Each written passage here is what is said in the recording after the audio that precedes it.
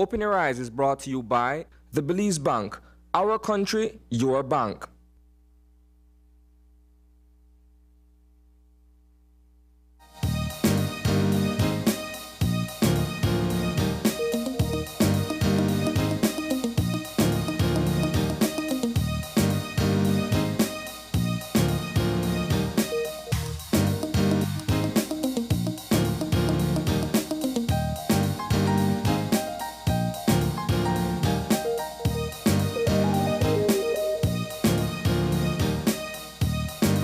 Good morning and welcome to Open Your Eyes. Start your morning right. I'm Sabrina Daly. And I'm Paul Lopez. And it's a gloomy, wet Tuesday. Tuesday, Paul. It looks like it's going to be a wet one today. I came here to Belize City and I had to have my wipers running the entire way here from Borough Boom. So it looks like it's going to be a wet one. Of course, I don't know what the morning has been like for you. No, it's been just as wet. Yes. It's a wet Tuesday morning. It began to rain from earlier this morning. And the forecasters yesterday, they said this. They said that they had some thunderstorm watches out. And if you follow weather across the region, you would know that there is this chance of these systems, well, it's not necessarily a system, but this type of weather pattern at this point in time. And I would imagine that when we get our weather forecast, we'll hear that this might linger for some time. And I know it might be impeding some people from going out to do their exercise right now. Usually you see. Yeah, I want to say kudos to those who still decide, you know what, rain or shine, I go out there. Listen, big man, big up to you. Big up yourself. Big woman, well, big up to you too, right? Because at the end of the day, it takes some real motivation to get up out of your bed. And discipline. Rain or shine. These types of morning, and to go out there and get it done. And I know that there are people just rolling over right now to get out of bed. Guess what? Big up to you as well, because even deciding to get out of bed on a morning like this is a huge step. Yep. But we want to say a big up to our loyal viewers that are tuning in right now this morning at 6:30, wherever you are, locally or abroad. As we mentioned, it's a gloomy or it's a wet Tuesday, but we are thankful that you decided to join us right here as you start your morning right. Paul, we've got some topics to discuss on what's buzzing, and I want to say I was scrolling through social media last night and I had a bit of a chuckle after watching something that you shared. There's this local comedian that you know what I really like about comedians as well, Paul, before I even get into it, is the fact that they can find serious topics or concerning topics and make humor out of it. And that's one of the things that you shared last night on your social media that I found really interesting, because I don't believe that it's a conversation we're having or that we're really paying keen attention to or asking questions about. And that has to do with a post where a comedian basically was making light of vendors not accepting the $1 US. And just the banter between the person that gives the US or the person that's accepting the US. Now we're going to run this video really quickly, and we're going to have a conversation about it after. Yes, sir. All right. Here you go, sir. You know, matter of fact, I think I'll get a title now before I left. Huh? Nope. What you mean? We not take that. What you mean? We not take that. Read the sign, sir. Read the sign. Who do not accept US dollars but do not give them out? The sign say we not You accept just that. You give never me say this. we not give them out. How you can accept it? You give me You're this. welcome, If you sir. not accept it, I not accept it either then. But you have it in your hand, sir, so that means you accept it. So what I supposed to do with this? Read the next sign. Read it. Read it. That's what he said. Brother, I have headache and need me tiling out. Could I have aching on head, shoulder, knees, and toes? We're not take it, sir. This We're not not take add it. up. You know, Wait. Since you like math so much, I want you to subtract yourself from his store. Get out. Get out. Watch it when I catch you out the road. Then when I Divide catch you out the yourself road, from come the back to this. $1. Thank you, sir, for choosing wrong. Change store. Please come again. Wrong change store. Yes, he told him to divide yourself from my store. Subtract yourself. Subtract yourself, divide yourself, since you like math so much. Now, what makes this video particularly funny is because it's actually the situation. There are vendors that are not accepting only the $1 bill here in Belize City, at least I've observed so far. Right, and he's from southern Belize, and so that's David Morey, a prominent comedian, up and coming, in fact, and growing in popularity. And he's telling his experience from, I believe, southern Belize. But it's interesting what's happening, and I don't know that we've gotten any answers, but it's his experience. I'm sure it's a lot of people's experience out there, and it's an experience that I've had as well. Yes, and quite similar to yours. I know that at least one person in the newsroom has brought up a similar experience. But I remember, I think it was a couple weeks back, I was I went to park at a paid parking area, right? And after I finished doing what I had to do, I was leaving the parking lot, and the individual I was collecting the fees, I paid with a $10 Belize, right? And the parking is like $2 or $3, right? So the individual decided to give me 3 of these $1 bills, right? 3 of these $1 bills. That's $6 Belize. That's lunch, right? And so at least if you're gonna China, that's lunch, right? And so it didn't cross my mind immediately that vendors aren't accepting these $1 bills. It's the driver next to me that was with me that said, you know, they're not accept that. And I said, yes, you're right. I just hear a story, what individual was said, I know they accept now. So after the lady gave me these 3 $1 bills, I told her, I said, miss, I can't accept these because nowhere they accept them. She looked at me and said, well, sir, I can't accept them either.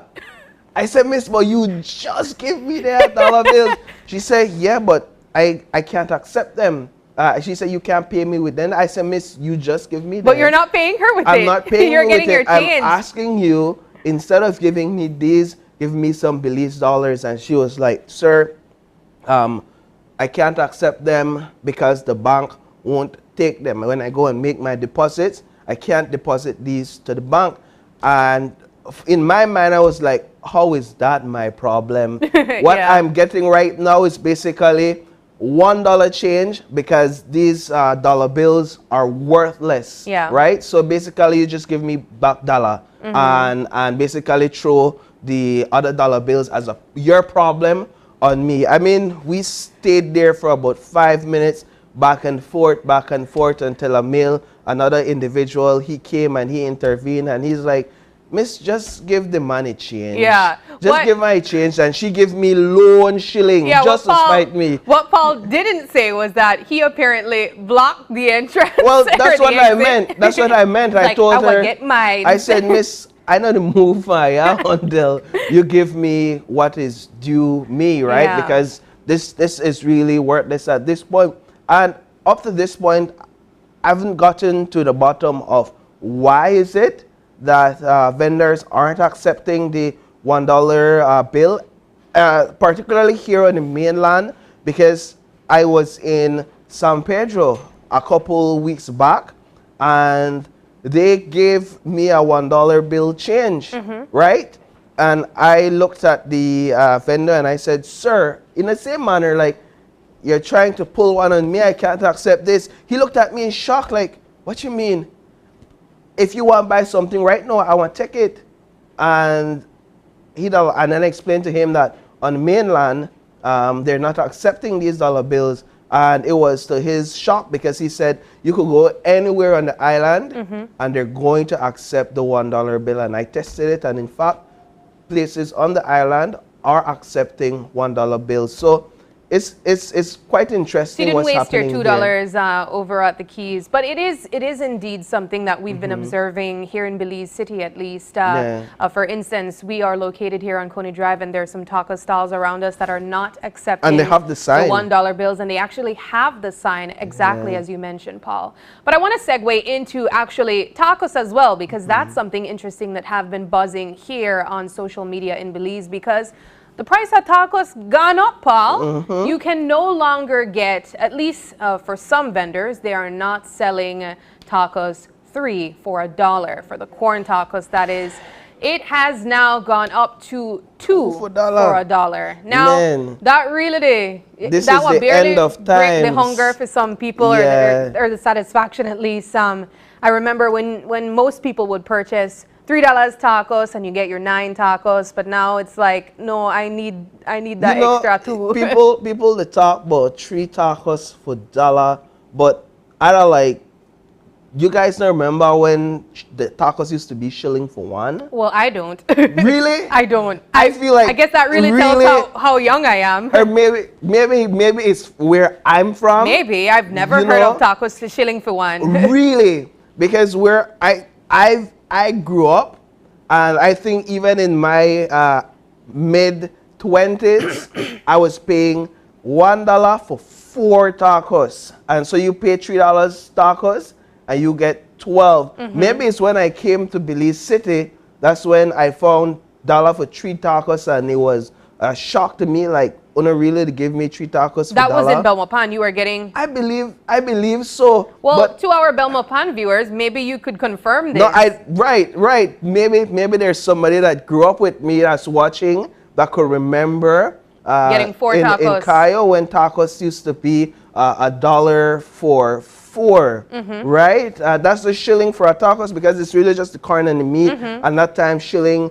a quarter valued a lot more than it did at this time. Yeah. And so when the transition went to 3 for $1 tacos, I was like, okay, I understand. But now we're having a case 50 cents for 1. where 50 cents for a tacos, and I know at least of one business that is doing this now and saying that, well, the cost of goods have increased, and as a result of their inputs increasing in value, they have to raise their prices. And mind you, when these things start to happen, they become trends. Yeah. They become trends across tacos vendor. But me and my tacos lady, the day she decided to sell me $1 for 2 tacos, miss, we want quarrel. And you know, Give me my 3. It takes me to a story that you did, I believe, last year when you were talking about, I think you did a story on vendors that were doing like tacos, flour tortillas and burritos and stuff like that, that spoke about the cost of living going up and how it's harder for them to sell their foods that they originally sold at this price for the same thing. But it's the truth. It's the truth when you think about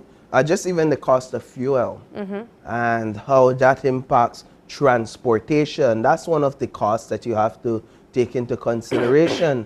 When you think about, I think corn tortilla, for example, I know of one corn tortilla factory that, or a few in fact, that raised their prices. And so that's another thing to consider. And then you have the cost of the vegetables that have increased that goes into these making of tacos.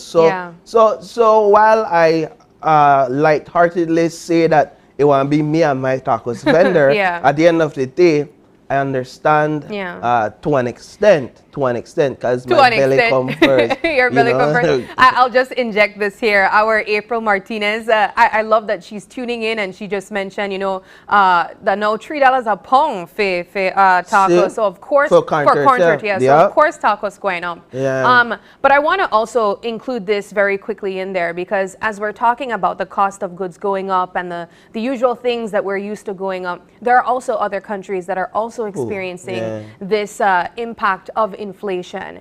And one of them that I was really scrolling through and learning about yesterday was the situation in Venezuela. I saw a really interesting story, or a post, I'd say, Paul, on TikTok, where the value of Venezuela's, I think it's bolivares, is so low that for like $1 it's like 1,000,000 bolivares. And that's how bad or how low their money is worth. They're in a serious hyperinflation situation, so much so that persons from Venezuela are even migrating, seeking asylum in other countries as well. If you follow the international news, you would have known that the U.S., the United States, has been allowing Venezuelans that are there legally in the United States to work legally for 18 months because of their situation. There's a lot of people, as I said, seeking asylum currently, not only in the United States, but in neighboring countries of Venezuela as well. So it was something really interesting. I thought this story was, this post was interesting. What you are looking at is just a lot of bolivares, and so much so, like their money is so undervalued that they are making craft with it. Yeah. For instance, like 100 bolivares is like less than a cent for us. So they're literally making craft out of it. They're making bags with money. Yeah. Well, and it's easy to compare. It's easy to compare to Belize only in the sense of, all right, if you understand how goods work, the higher the cost of the good is in terms of how the import. The higher the cost of that good, if you have a dollar and that product is no longer valued at that dollar, but is valued higher than that dollar, maybe $10 now, then that dollar no longer holds the same value, right? And then when the cost of those goods skyrocket, then that money that you have is no longer valued the same thing that it was valued before. The situation in Venezuela is multifaceted. It's very complex. It has to do with oil production falling significantly over the last, at least since 2005. There's records showing the oil production decreasing by millions of barrels. There's the issue of the cost of oil decreasing on the market.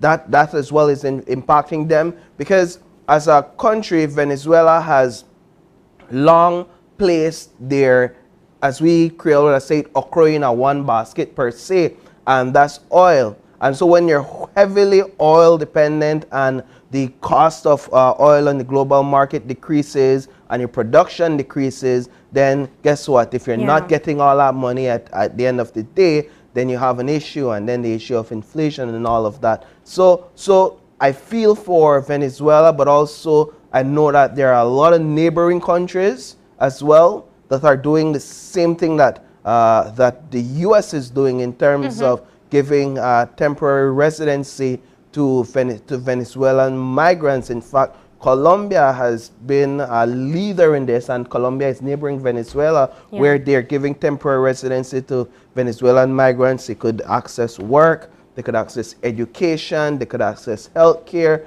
and it's a story, or it's an example that perhaps countries within this region can take up when it comes to migration in our parts of the world, because we have it bad as well in terms of Central America migration to the U.S. And so if we could continue this discussion to talk about amnesty and how Belize has opened its arms to accepting thousands of migrants and integrating them into our society. So yeah, I don't mean to go on a tangent. No. I mean, of course, we appreciate all the information, but I think it really puts into perspective, as I said, Paul, the situation with inflation and how the economy is completely fractured all over the world. I also saw this post on TikTok, I believe it was yesterday, where persons in Canada are talking about the housing situation, where the cost of living is also extremely high there as well.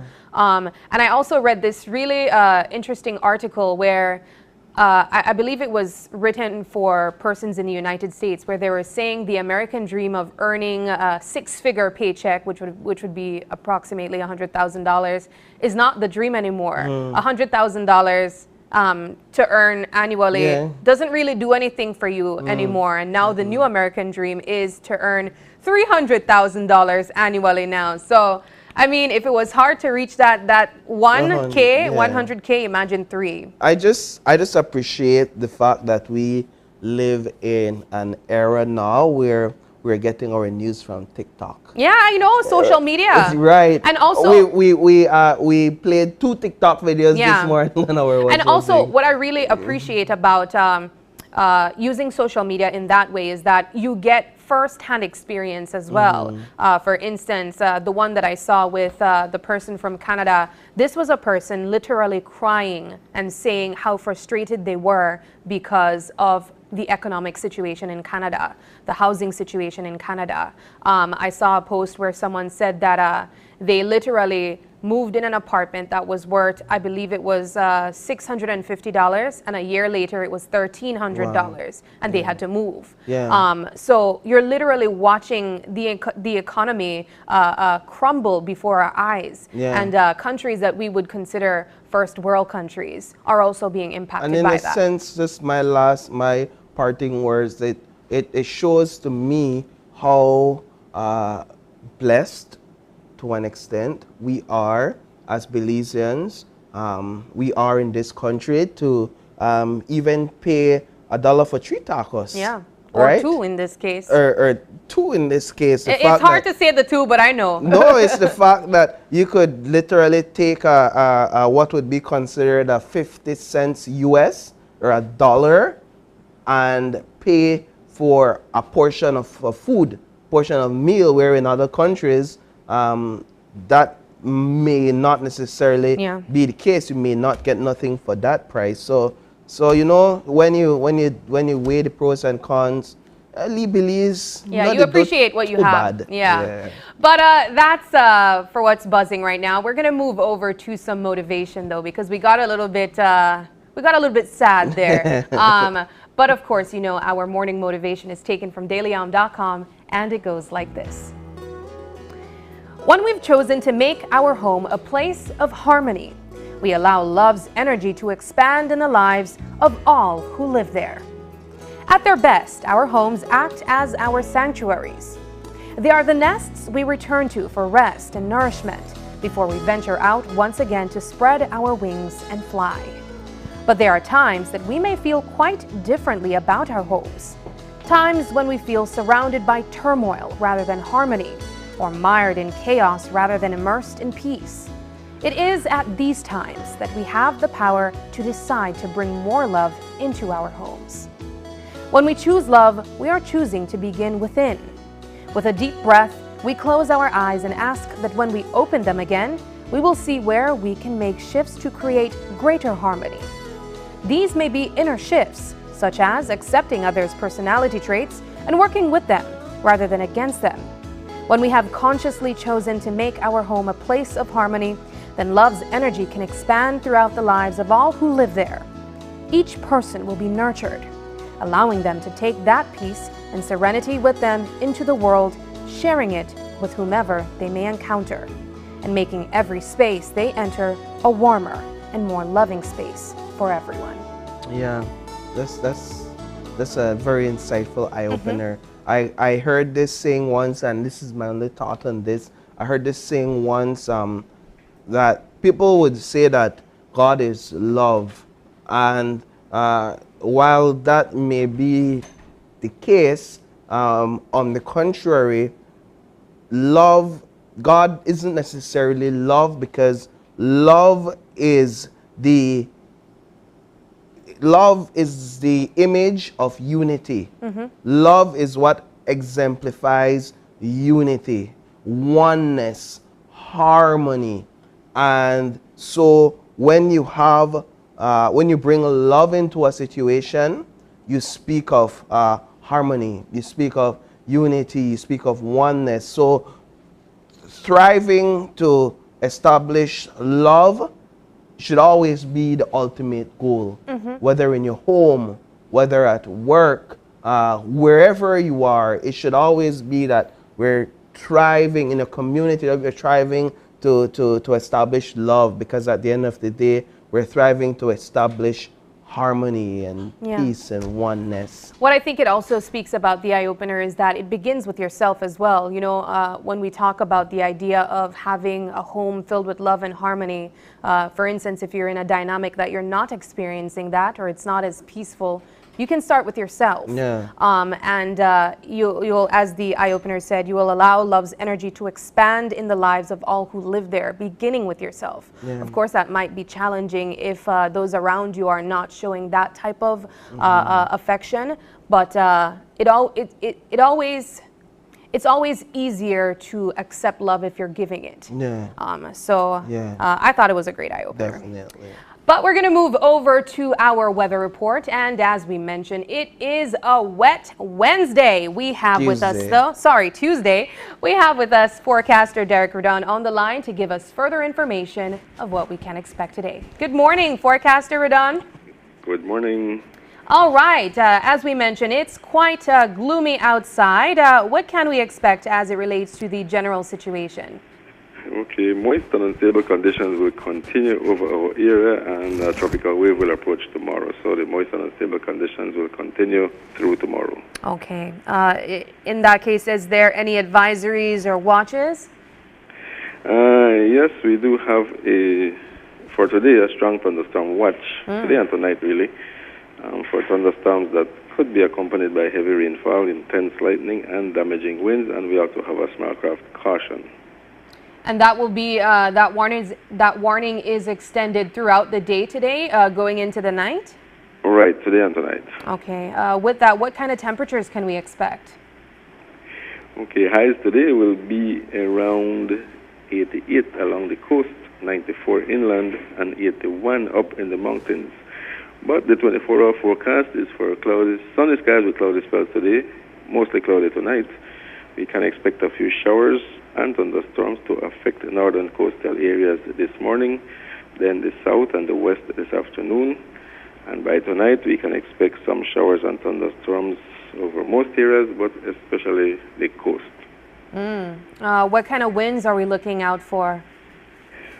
Easterly at 5 to 15 knots, and the sea state light chop. But like I said before, and we have a small craft caution for gusty winds and locally rough seas near thunderstorms. Do you have a general outlook through to Wednesday and Thursday? Wednesday and Wednesday night, we're expecting similar weather conditions, so showery weather, especially at night along the coast. And on Thursday, we can expect as well some showers and thunderstorms to continue. Alrighty. Well, thank you so much, forecaster Derek, for the information. We appreciate it. And I'm certain that our viewers here at home can make use of this. You're welcome. Thank you so much. You have a good one. Okay, you too. Alrighty, that's what we can expect today as it relates to the weather. More rain. As forecaster Redon mentioned, there will be some showers and thunderstorms, and that's expected today through to tonight as well. So do with that information what it is best for you. So if you are able to stay indoors, maybe stay indoors. But if you're on the road, definitely take heed and try to be careful. Alrighty, we're going to move into our show lineup this morning, and we have 3 great conversations. We're going to start things off with representatives from PAHO and the Ministry of Health and Wellness to talk to us about their plans for Wellness Week.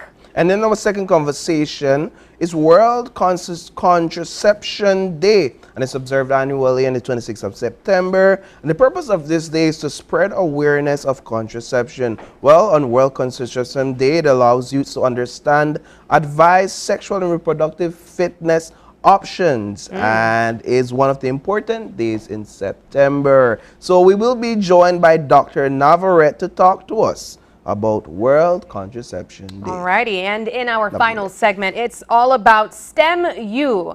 Representatives from STEM-U will be here to talk about their launching of a welding and non-destructive testing pilot program. 3 great conversations coming up, but we're going to take a break, and when we come back, it's all about Wellness Week. Don't go away.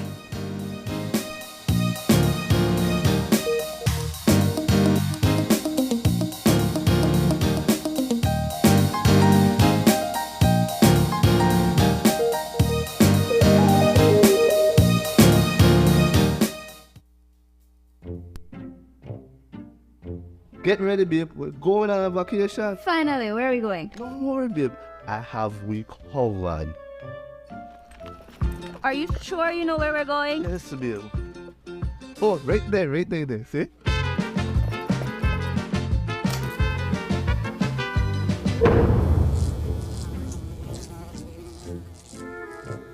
Babe, the price me too good to be true. Me look much more better in that picture. When life throws you a curveball, Belize Bank has your back. With our online financing, you can turn any vacation mishap into a dream getaway.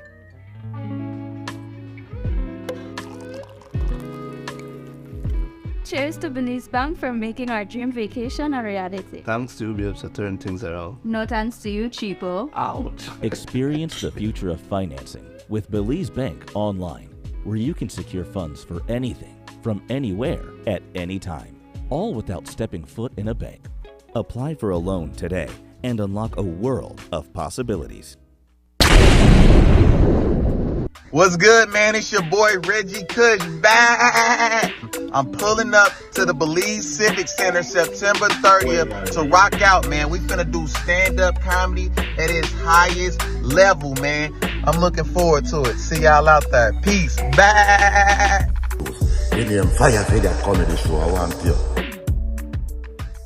Caribbean Sprinter is proud to offer our best available rates to Belize residents online at sprinter.bz. Register today for our Sprinter Rewards program located on the resident section of our website. Skip the line when you book online with online check-in.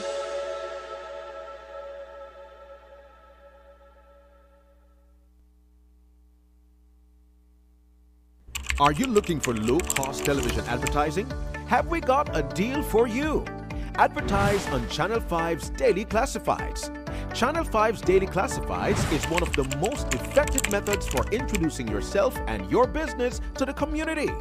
Use our Daily Classifieds to recruit employees, promote specials, promote your products or services, promote a business opportunity, increase traffic to your website, and advertise items you have for sale. Let us help you to save valuable time and money. Call us today at 280-0013 or visit us at our offices on Coney Drive to discuss how we can help your business grow affordably. Channel 5's Daily Classifieds. Advertise today.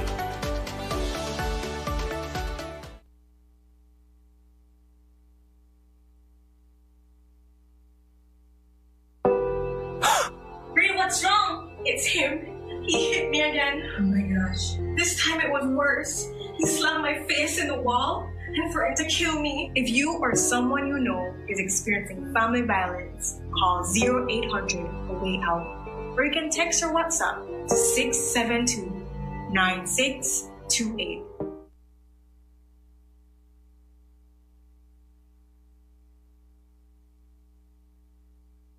Do you have information about a crime or a fugitive in our community? You can submit a tip anonymously with your smartphone. Using this program in safeguarding our community also protects your identity, keeping you out of the court system, and could earn you a cash reward. Here is how it works. Download the free P3 Tips app from the Apple Store or Android Market. P3 is the provider of our secure anonymous tip collecting software. Open the app and create a PIN, but be sure to remember that number, then select your location. Next, select the type of crime. When submitting a tip, be as specific as possible. If you have a picture, video or audio that will help officers, you can upload them from your phone. Information leading to an arrest can earn you a cash reward of up to $1,000. Once your tip is submitted, you'll be given a tip ID and password. Check back if your tip leads to an arrest. You'll be told how much you were rewarded and how to anonymously collect your cash. When someone you love becomes a memory, the memory becomes a treasure. Channel 5 introduces the Daily Obituaries. The Daily Obituaries will broadcast all death and funeral announcements and memorials to honor your loved one's life and memories. The Daily Obituaries airs on Channel 5 prior to the evening newscast, with subsequent repeats at 10 p.m. and 12 noon the following day. It will also be placed online on our social media platforms, all for a standard package fee. Celebrate their lives and memories with Channel 5's daily obituaries. Honor in life and reverence in death.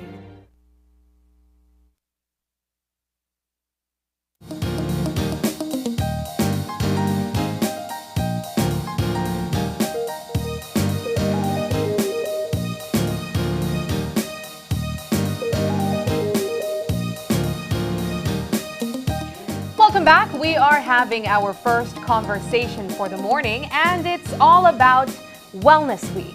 We have representatives joining us to talk to us about what you can expect this week as it relates to the campaign. We are joined by Kathleen Azueta Cho, and she is the technical advisor for HECOPAB. Good morning. We are also joined by Alondra Izagiri, and she is the national consultant as it relates to non-communicable diseases for PAHO and the WHO.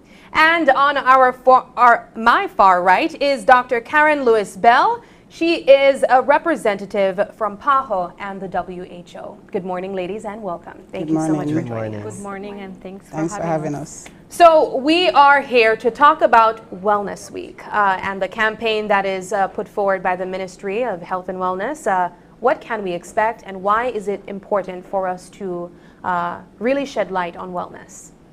Okay, so we have a whole week of activities centered around wellness. We have our partners here this morning with us, the Pan American Health Organization, and we all have a wellness campaign ongoing. But for this week, we have under the theme, Your Health is My Health, we're looking at the bringing more awareness on promoting healthy behaviors, healthy lifestyle, and each day of the week we are prioritizing on an important component of wellness. So yesterday we had Mental Health Monday, which focuses on volunteering, extending gratitude, being kind. Today is Nutrition Tuesday, and we're focusing on healthy eating, promoting a balanced diet, staying away from the sugar-sweetened beverages. And tomorrow, Wednesday, is a focus on oral health, and again, avoiding substance use and tobacco, smoking, the harmful effects that can have on our oral health. Thursday, we're looking at prevention and taking care of, getting your numbers checked. Early detection helps to save lives, so that's Thursday. And on Friday, we finish off with physical health. Let's get moving, there are no buts, and getting physically active. But apart from that week, we have a countrywide healthy lifestyle caravan initiative that is focusing on bringing health to the communities, and that is being done in partnership with the Pan American Health Organization. And it's an initiative that, again, focuses on healthy promotion. Okay. Before, I'd like to get a bit into the whole idea of the caravan. But first, let's delve back into the 5 days of this week. How are we promoting these different themes for the days? Are there activities planned? We're talking about social media campaigns, pop-up events. What will the days look like for the week? So we have extended the invitation to both the private and the public sector. Getting the involvement from all these sectors is very important. We need everyone on board. It's, yes, the Ministry of Health and Wellness, it's our mandate, but I believe we could have a bigger impact with everyone's input. So the workplace setting is very important. We have a workplace wellness forum taking place today. Right after this, we're heading to that. And so we're bringing administrative officers, human resource directors to come on board to just find out a little bit of what they can do for employees. And we're touching on various topics. So we have managing stress at the workplace setting. We have promoting nutrition, healthy and balanced meals. We have, we're also looking at the data on non-communicable diseases and why it's important to bring health and wellness in the workplace setting. But in addition to that, we also have the different regions having their activities at their districts. So we have activities being planned with the schools, with the communities, and we have different stakeholders. We're trying to get the local authority involved as well. We have, apart from the Wellness Forum, a big soca-thon on Friday in Belmopan. Like soca? Soca music. So you dance, okay, walk it's fitness. to soca, right? Yeah, oh, nice. It's like good, Zumba. Right. So we're trying to just get everyone still in that celebratory carnival mode and tying it to wellness. Wow. I want to bring in Alondra, because you are the national consultant as it relates to the non-communicable diseases portion of PAHO and WHO. Let's talk about exactly what Ms. Kathleen mentioned, which was tying in health and wellness and your role when it comes to NCDs. Yeah. I think the important part here is to acknowledge that we are trying to create enabling environments in workplaces and in the communities to remove the factors that increase the incidence of NCDs. We know that the four main factors that contribute to NCDs is unhealthy eating, sedentary lifestyles where people don't do any type of physical activity, smoking, using tobacco, and we know the harmful use of tobacco use, and alcohol consumption. So it is important to create awareness on the harmful or the effects of doing these or having a lifestyle that is not healthy, and how this can affect our productivity at work, our health at home, with our families. So it is important to just create that environment for everyone to feel safe to adopt healthy lifestyle. So if at workplace I have like a wellness area, I know I can take a mental break. I can get up, I feel stressed, I can go to a wellness area, relax, breathe, take a 5-minute break, and then walk back into my work duties. So it's just about creating that healthy environment for everyone to be able to take advantage of. How do we find that that's that one initiative there, a wellness space in the workplace? How do we find that improves the overall health or wellness of an employee? And is it an uphill battle to get employers to buy into such an idea? We have had several wellness forums with the Ministry of Health, and we have received very good feedback.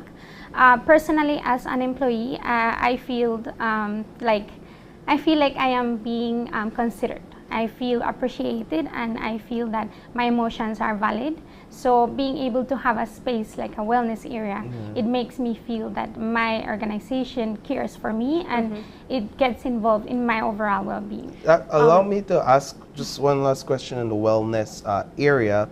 What does an ideal wellness area look like, or what should it look like?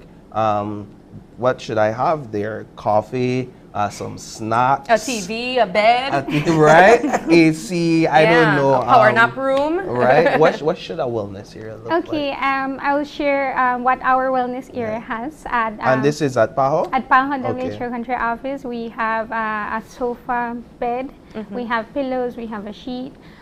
We have curtains, so if we want to turn off the light, we can turn off the light. It has a door, so we can close the door. But you are encouraged, if other organizations, if you have the resources, you can include a TV, you can include a coffee machine. There are different things that you can include, but I feel with the bed and the pillow alone, if I have a headache, I can go and rest there. So it's just an area. It doesn't have to be anything fancy. It's just for the person to have a private space for themselves. Just don't go missing for half the day. Or take wellness days or wellness moments every day. Right. I mean, I definitely commend the Ministry of Health and Wellness for taking on this campaign, Wellness Week, but also PAHO and WHO for collaborating with the ministry.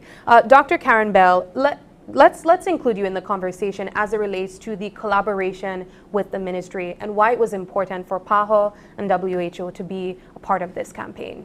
Well, for us at PAHO, we are very concerned that the non-communicable diseases causes significant illness and death in our region. And in fact, globally, some 40 million people die because of NCDs each year. And in the region of Latin America and the Caribbean, the region of the Americas, non-communicable diseases are the leading cause of death. So we're talking about hypertension, diabetes, strokes, other cardiovascular disorders, cancers. And for us, it is important for us to build the awareness, because health is primarily an individual responsibility. So although the Ministry of Health in any country has a responsibility to provide the services, accessing the services, adhering to the recommendations and the guidance, adhering to medication that may be given to you is really an individual responsibility. PAHO, as a technical cooperation agency, our primary partner is the Ministry of Health in any country. And it is our mandate to ensure that the health and well-being of all persons living in the region of the Americas can access health, can improve their well-being. And so certainly this was a no-brainer for us. It really is important to build the awareness. And as Alondra said, there are many risk factors that are in our control in terms of healthy eating, physical activity, avoiding tobacco use, you know, salt and sugar reduction in our consumption. You know, that's very important. And so this is why we are partnering with the Ministry of Health. And this is not just for this week. And Wellness Week is a regional activity. It's taking place in all the countries, typically the 3rd week of September. Some countries may do it a little earlier, a little later, but usually in September. But this is not just a Wellness Week activity. This is an all-year activity. So this is really part of us providing that support, because the non-communicable diseases causes a significant burden on the resources of the health sector, not just financial, but the human resources as well. In the same vein of this being a year-round initiative, you'll forgive my pessimism a bit here, right? But when it comes to access to healthier food options, especially in marginalized communities, it poses a greater challenge, even when you consider the cost of certain goods, and when you consider the context of Belize and inflation, and so that's one challenge. And then a lot of times people, if you're being honest, turn to tobacco as a means for some sort of mental wellness. Though it's not the best option, it's one of the realities that we see in marginalized communities as well. So again, it must be an uphill battle. How do we, on one hand, encourage healthier eating, diet, exercise, staying away from the tobacco, but on the other hand, empathize with the cost and access to healthy foods? So I think oftentimes there is a misconception that the marginalized are more at risk. Oftentimes they plant what they need to eat, and they're the ones who are eating the complex carbohydrates. They're the ones who may be eating more vegetables, and they're not as sedentary as others who live in the urban environments. If you look at the developed world, obesity is a big problem there, because we are driving everywhere to work. We're not walking. We're not working hard in the fields. And so, you know, sometimes genetics may play a role, but oftentimes the rural community are more active and they are eating more healthily. But for us, the important thing is building awareness, and that's what we're doing with the Healthy Lifestyle Caravan. It's building awareness for persons to understand that these activities pose a risk. And these are the risks that lead to the high blood pressure, the diabetes, the kidney disease. And it's really, you know, strong community engagement and communicating the risk. And part of that is just helping the community. Okay, what do you have? What is the best way to prepare it? So it's not that we're telling them that, you know, you have to go to the supermarkets and you have to buy all the expensive things. Part of the building awareness is looking at what people have and really engaging and teaching and sharing information on how best to prepare it. So you don't add extra salt at the table. You use garlic and onion and scallions to season your foods rather than the processed seasonings that have a lot of nitrates and salt, etc. So that's how we do it. I love that a big part of the the campaign is awareness, and that you're including young people in it as well. Right. Kathleen, let's talk about how you are going into the schools as well to have the conversation of wellness from young. So it's good that you touch on young or younger population. As Dr. Bell was saying, obesity is a big concern, and right now we are looking at childhood obesity. And currently we have the Healthy Habits, Healthy Schools, Healthy Belize initiative. And we are currently working with 18 schools in the Belize district. These are 18 piloted schools. Eventually we plan on bringing that countrywide. So it's a phased-in approach campaign, and we are looking at sensitizing students, parents, teachers on the importance of healthy eating and staying away from sugar-sweetened beverages, but also help create that enabling environment that will help improve the productivity of students. It will lead to less absenteeism. It will lead to better grades and much improved performance in schools. So that is one way in which we're trying to reach our younger population. And you know, these are diseases that once we tackle them from a younger age, then we're avoiding greater challenges into adulthood. You know, we're trying to prevent physical disability. If you're looking at diabetes, you're trying to avoid getting that amputation. You're looking at getting more physically active to avoid high blood pressure, to avoid chronic kidney disease. So starting with the younger population is very important. And children go back home and they spread the message. I know I have my younger daughter, and she would say, you know, Mommy, we need to eat healthy. We're not drinking any juices. We're drinking water today. So it's bringing that type of awareness into schools, into the workplace settings, into communities. So we're trying to work with every audience that we could possibly reach when it comes to wellness and healthy eating and increased physical activity. Is it alarming to find that these lessons on health and wellness aren't being traditionally taught in the homes, and that there's a need for this sort of campaign?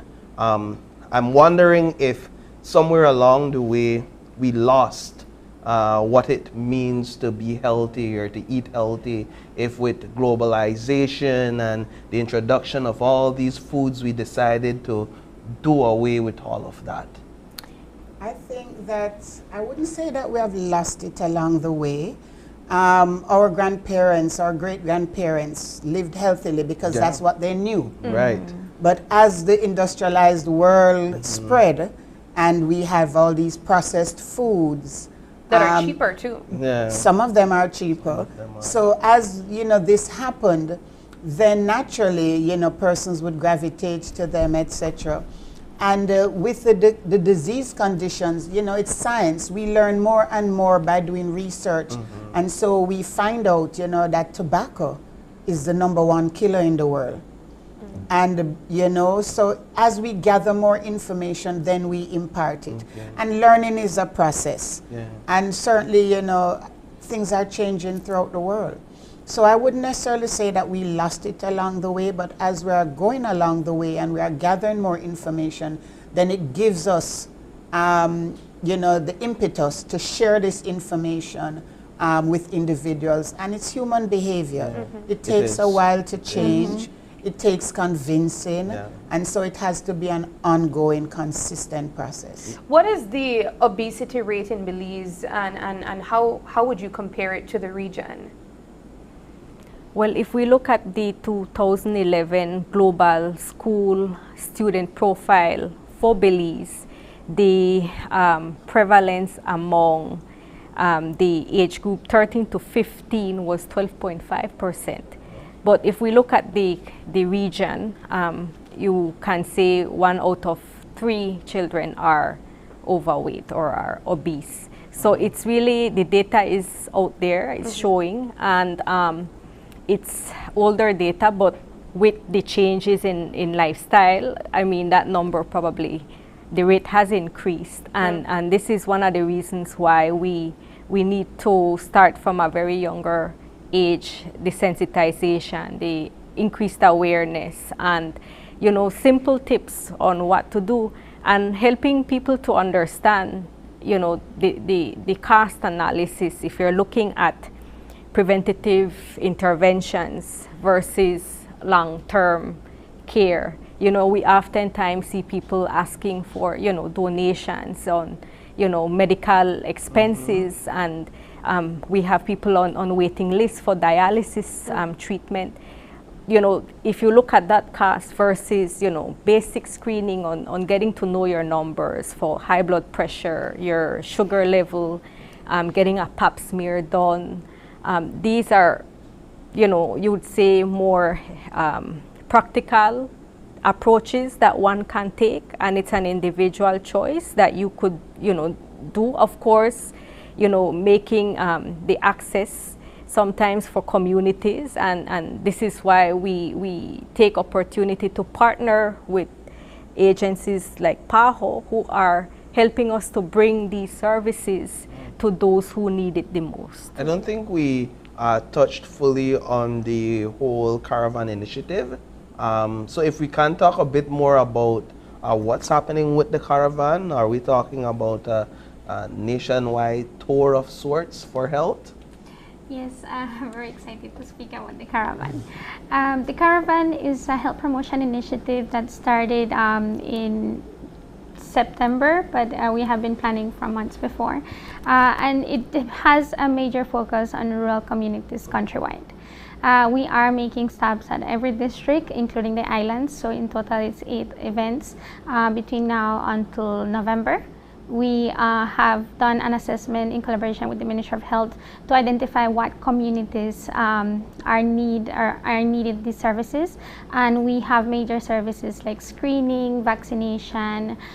We have information on NCDs. We take games. It's not all about getting screenings and getting your health numbers. We also take games. We have really fun activities to engage people and to learn this information. So it's not just to oh yes, we're promoting physical activity. So we're engaging persons in a fun way. It's not just, oh, it's a boring talk. We're gonna go and sit there and we're gonna hear people talk. No, we are engaging people through fun games, and we have seen a very good turnout. I think the ministry can attest to that. We have been involved. We have involved public health nurses, community health workers, and we are just working together out there to take all these services for the communities. So when you make a stop, the stop is for a group of communities from an area, or is for one particular village? Yeah, so I'll add, in conversation with PAHO, we also took the advice of the regions. So we have 4 major regions, and they have a good idea on what the needs and health concerns are for some of the communities in their districts. So we looked at you'd say the community health profile. So if we see a lot of a higher prevalence of diabetes, hypertension in this community, then that's the community we're going to prioritize. Of course, there are other communities, but for this caravan, we're taking it to that community. So, you know, for example, tomorrow we have Carmelita Village in Orange Walk. And we will be out there with, you know, doctors, nurses. But the regions play a very important role because we're relying on their staff to help in providing the screening, in help in giving the educational talks. Because we have segments that focus on, you know, giving group education sessions. And so they're the nurses who are doing the pap smears. They're the people on the ground who are getting the messages out. We have community health workers who are doing home visits to just bring the message. Tomorrow we're gonna head to this community, come out, get the services done, come and take part in some fun activities. So the regions play an important role because they know their areas of greater need, and we rely on the health staff. Yeah, what? I love the idea of the caravan because I believe, as you mentioned, Ms. Kathleen, that the region's health staff would be able to identify where the need is most. And it brought a question in my mind is there a sort of cultural norm in certain parts of the districts or certain parts of the country as it relates to health and wellness? Certain ways that they carry out their lifestyle across the country. Would you say it's different in different parts of the country? Yes, definitely. It's in the north, for example, we see a lot of the soft drink consumption. And if we look at the data around chronic kidney disease, we see that affecting a lot of the mestizo in the Orange Rock and Corozal district. In Toledo, we see a higher rate of stunting because while they're very good on their exclusive breastfeeding, when it comes to complementary breastfeeding from 6 months to 2 years, that's where we see a shortcoming.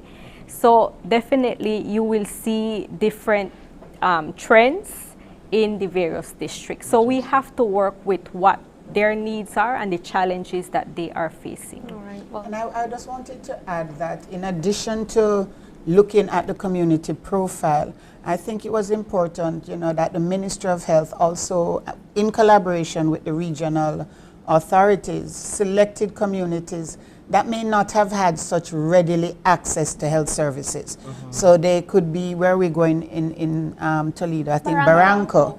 So, it's a little distance from Punta Gorda, and, so we tried to select communities that did not have as ready access to some of these services. And I do believe the community is very appreciative of us coming to them. They don't have to spend bus fare, etc., to come out, and the screening is also very important for them as well. What I appreciate about the initiative is that we're going to the communities, healthcare workers, going to the communities to engage on prevention, because oftentimes we only see our healthcare workers when we're sick, or when we have an issue, when we need them, and that's at the healthcare facilities somewhere. But the tables are turned, where now we're saying, hey, we're coming to you before you have to come to us. Excellent. And I appreciate that. And oftentimes when people seek healthcare, it's for a particular issue. I have a cold, I have a cut, I have, a toothache or something. So in this setting, it's a little bit more relaxed, so we can do the health promotion. Wonderful. Well, ladies, thank you guys so much for joining us, for sharing what we can expect for Wellness Week. Of course, as you mentioned, Doctor, that this is something beyond just 1 week. So we appreciate the information and we look forward to the campaign rollout as well. Thank you. Thank you very much. Thank you. Alrighty, we're going to take a break, and when we come back, it's all about World Contraception Day. Don't go away.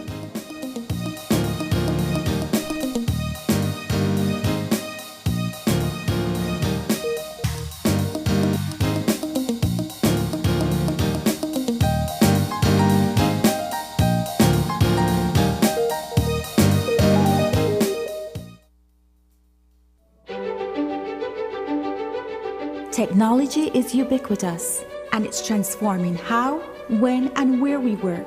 Fulltech Systems is placing award-winning devices in the hands of information workers, allowing them to work without compromise in a world without wires, to innovate, create, and to maximize productivity anytime, anywhere, satisfying the needs of the desk-centric remote and field worker and every other worker in between.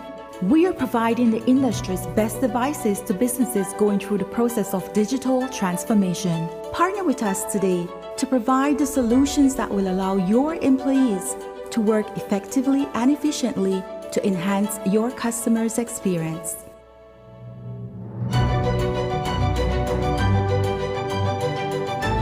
Fulltech Systems, your technology center, where you'll come for the price, but stay for the service.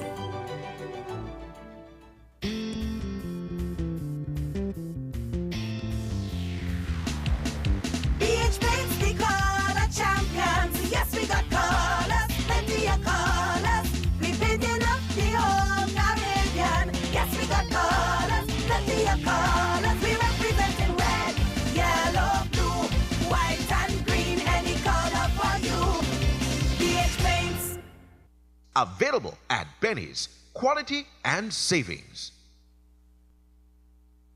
Homeowners, immerse yourselves in elegance. Surround yourself with the beauty of one-of-a-kind, quality wood furniture. This is what Mirka's elegant furniture and appliances has to offer. Trendy, affordable, and exceptional centerpieces, large mirrors, vanities, plush sofa sets, coffee tables, office furniture, exquisite mahogany bedroom sets, home decor, mattresses, and so much more. Shop our new reduced prices store-wide and get huge discounts daily. Our layaway and payment plans offer the lowest interest rates guaranteed. Our extensive catalog meets everyone's furniture needs, and if you can't find what you're looking for, then we'll custom make it for you. Shop at Mirka's and save. Mirka's, making your household dreams affordable. Number one caller. Number one caller. Hey, number one caller. You know why? Listen, hey, for the best post and prepaid. You know that smart got you back. For the best service.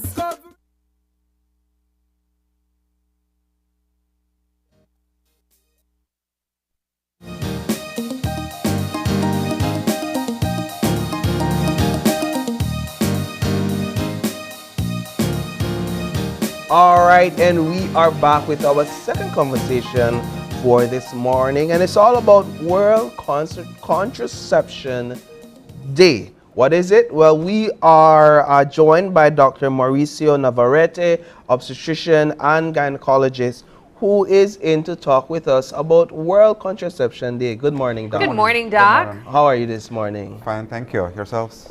Doing We're good. great. So, World Contraception Day. I didn't know that there was a day to recognize this. Now I know. Let's talk about it. What is this day for? What are we doing on this day? Well, it seems that nowadays there's a day for everything. Yeah, it is true. And basically, just like all the other days, World Contraception Day is basically a day to just highlight contraception, to raise awareness to the facts, myths, and do's and don'ts of contraception. Okay. That's really what it's all about, just awareness. All right. So, in terms of awareness for today, are you aware of any sort of initiative? Oh, of course, apart from you being here on set to talk with us about it. The initiatives that is ongoing right now on this day? Not on a particular day in Belize, at least. Like I said, it's more of a day of raising awareness and spreading the word. So I'm sure other places would have shows just like this, talks and advertisements and so on. But that's really what it's all about. So the idea is to spread awareness as it relates to facts, myths, and what you should know. Correct. How to use it. Correct. Let's begin with the facts. What are contraceptions used for? Okay. The basic idea of contraception is prevention of pregnancy, prevention of unwanted pregnancy. There is various concepts, but the main concept with contraception is empowerment of women. A woman, or a couple, we should say, should be able to plan pregnancies, have a pregnancy, have a baby whenever they're ready to have a baby. So by choice, not by chance. That's really the basic idea of contraception. You know, a lot of times when we think about contraception, we think about taking birth control. But I love that we are also including the idea of couples in the conversation as well. So we're having the conversation about contraceptions and condoms as well for both male and female. Let's talk about that. Correct. Again, we talk about couples because just like how we don't have an infertile woman, we have an infertile couple, the opposite applies. When a woman gets pregnant, she doesn't get pregnant on her own. It's with or by a partner. So with regards to methods of contraception, we need to include the male because we have contraceptives for males. We have the condom, which is the most common one, and there's been a pill that's pretty much being approved in the US for now, that is a contraceptive pill for men. So men would be able to have a more prominent role in the contraception of the couple if they wish to do so. What would you say are common myths about contraceptions? Well, the most common myth I see here in Belize is that if you take contraceptives for long enough, it's going to make you sterile. You won't be able to have a baby afterwards. That's really the biggest myth. Of course, it's false. What a contraceptive generally does is prevent pregnancy, one, but it doesn't really interfere with a woman's possibility of giving birth or having a pregnancy. Now, I think one of the things we need to start by saying is that there's various types of contraceptives. I think we need to jump into that in order to be able to discuss these other things. Contraception can be barrier methods and hormonal methods, which then divides it into hormonal contraceptives and non-hormonal contraceptives. The only two barrier methods that are effective that we do have are condom, both female and male condoms, and the IUD, basically. The intrauterine device is also a non-hormonal method. All the other contraceptives are hormonal contraceptives, so they do affect a woman's cycle temporarily. Once the woman stops using contraceptives, then her cycle, in theory, should go back to normal. How long before her cycle goes back to normal? It really depends on the method of contraception. The easiest method of contraception is the pill, because with the pill, it regulates your cycle on a day-by-day basis. So as soon as a woman stops using the pill, maybe within a cycle, which is like a month, her hormonal balance should be back to normal. So she should be able to be fertile again within a month. Wow. You have other methods, for example, the 3-month injection, which we call the Depo-Provera.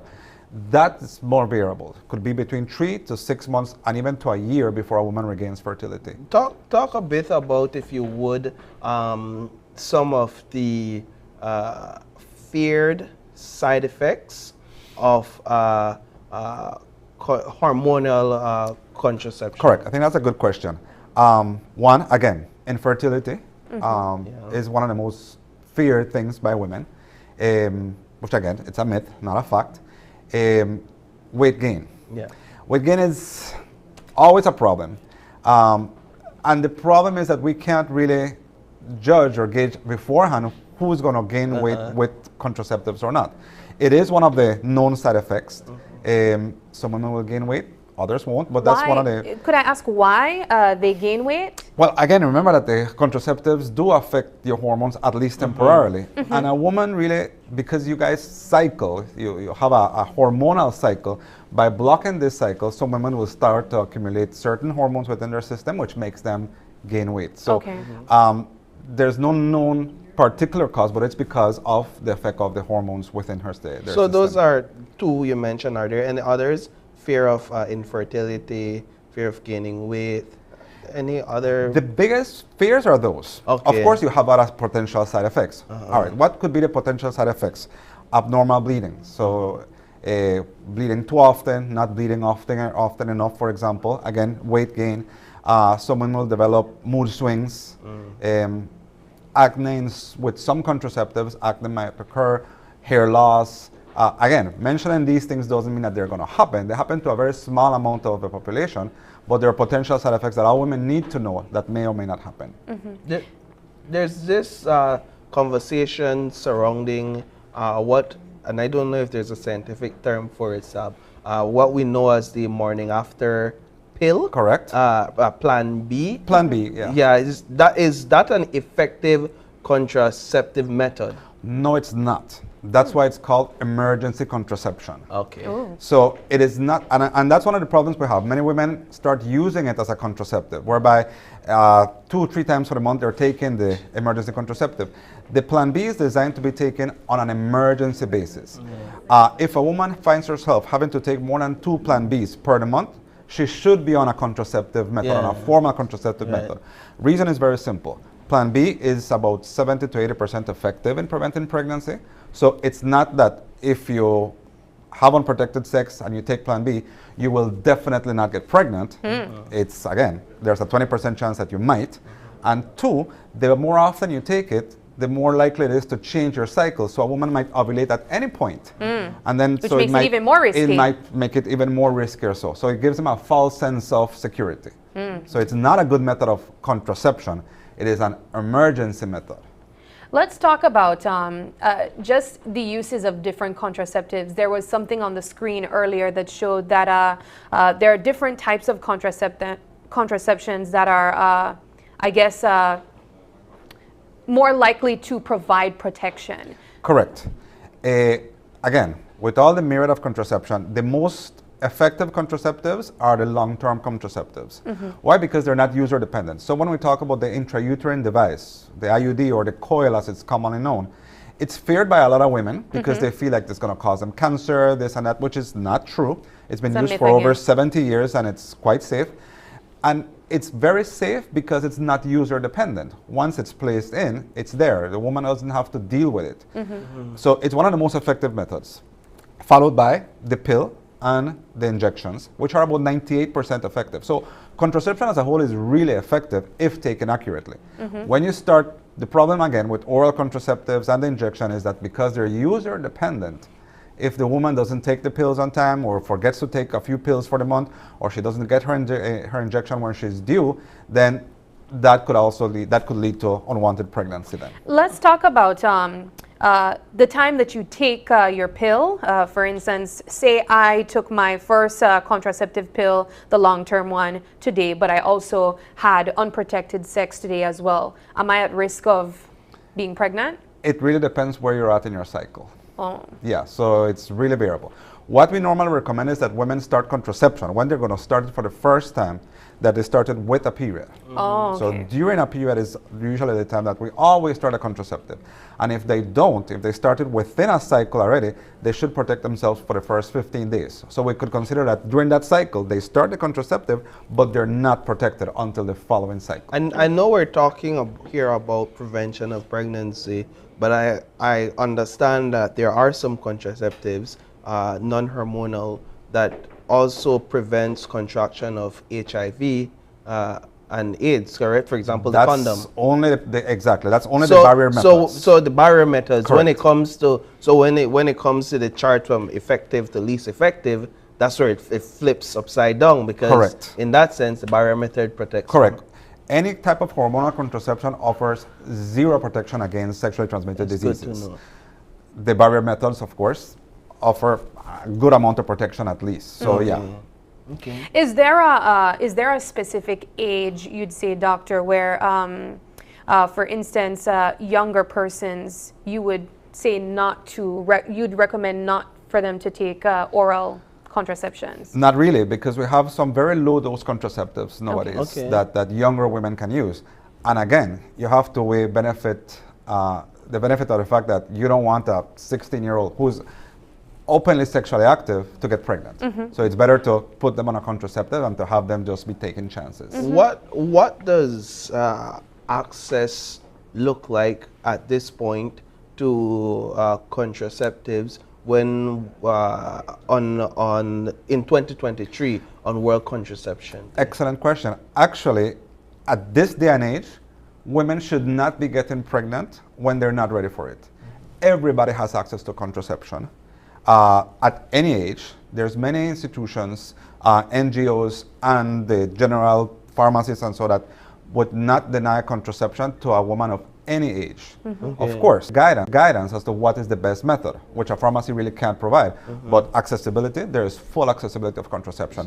Contraceptives are actually OTCs. You don't need a prescription to purchase a contraceptive. So you're saying that in this day and age, a woman can go to their healthcare facility and request it and get it for free?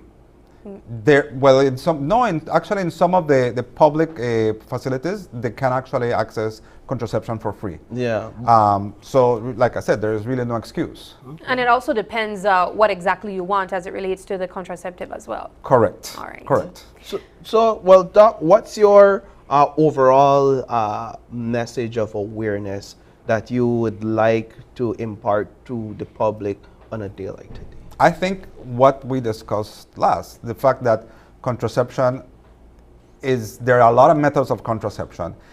As a woman, you're bound to find one that suits your particular needs. Whether you need both protection against STDs and contraception, whether you're in a stable relationship and you don't really have a need for STD protection and you just really want to control your fertility, basically. So there is accessibility. First, there's a lot of methods. One of them will suit you. 2, they're accessible everywhere.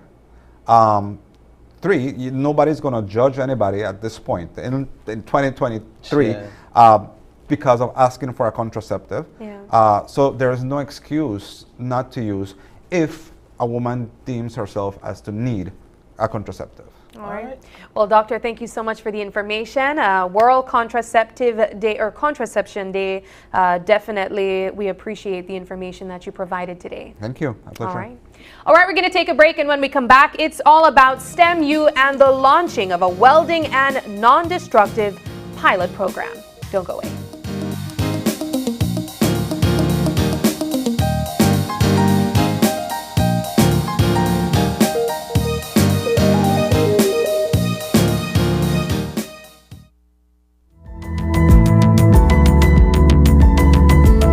Smart introduces Real Unlimited postpaid plans, providing customers with unlimited talk, unlimited text, and unlimited data. Now that's a real great deal. With Smart Plus, Share 1 and 2, and Enterprise 1 and 2 plans, you can talk as much as you want, text as much as you want, and for the first time ever in Belize, you can enjoy unlimited data with your postpaid plan. So come in and sign up for an unlimited postpaid plan and enjoy limitless possibilities. In addition, other plans such as the Flex Junior, Choice, and Select have been boosted with a lot more talk, text, and data, providing you with the best value for your budget. Be unlimited with Smart. It's time to power your dollar with Smart. My Social Security is your secure online account to manage all your Social Security information. My Social Security launched in March 2021 with registration service to apply online for new or replacement Social Security cards. Upgrades to My Social Security continues with a new look, enhanced customer experience, and its newest feature, Sickness Benefit Online application. With My Social Security, you can create your account, log in, and take control of your Social Security information. This includes applying for a new or replacement Social Security card for yourself, child, or dependent. Make appointments online and submit your complete sickness benefit claim package. Our customer care team is here to provide you, our valued customers, with real-time support. Connect with one of our customer care agents through direct messages on WhatsApp, Facebook Messenger, or live chat, or follow our YouTube channel for more information. Social Security at your fingertips. My Social Security.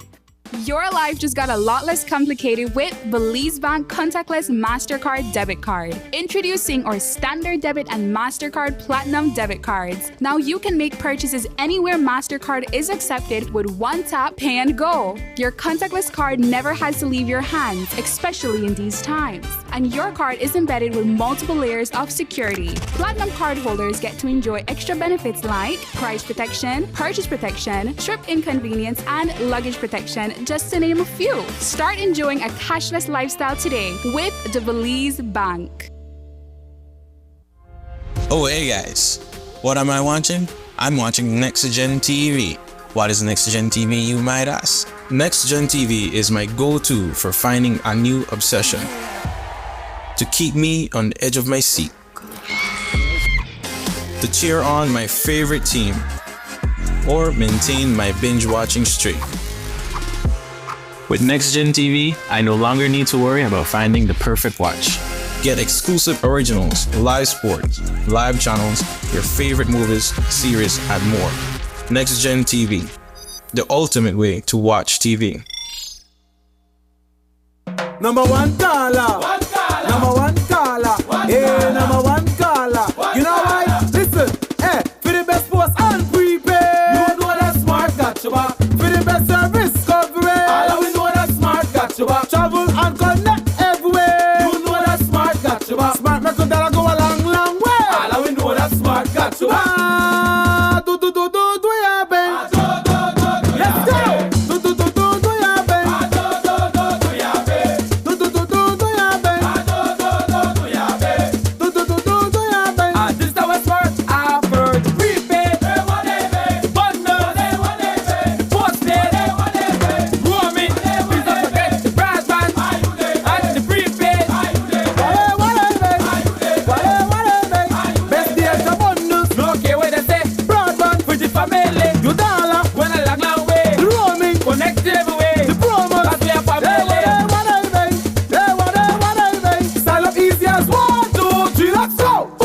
Every caller is the #1 caller with Smart, bringing people together. This ad is brought to you by the People's Constitution Commission. Let's participate. #1 customer. How you do today? Alright. Just make I get the usual, right? Alright, the only thing is that the price gone up by $1.50. It gone up again? So that every day you are raise your price, brother man. Oh my God. Now what kind of ham you use now? You use Flying Pig? The food too expensive for you then, boss. I know me right to the chance, me. No worry about rights and pay for your food, boss. You see that mentality where he got that one land you right in a trouble. No be like he when you care about the rights and things. People I want to understand something. The People's Constitution Commission is launching their survey at the Belize High School Debate Scholars 2023 in Belize City. And this whole reason is because they want to know when you're not interested in when you want to change in the commission because of your future. Only you could take a hold on that, alright? So I want to fill out this survey so you can have a better life and so they could PCC could do what they're supposed to do. Alright? The hot dog ready, boss. Wait, hold on. I want $85 for your hot dog, but I want you fill out the survey first. Send me the link. Alright, very good. Make I get it. Oh my God. How is this supposed to be? How you will sell me hot dog when I have no hot dog and I two things sausage, brother? Hey! Don't talk to me so. I have the right to peace and silence.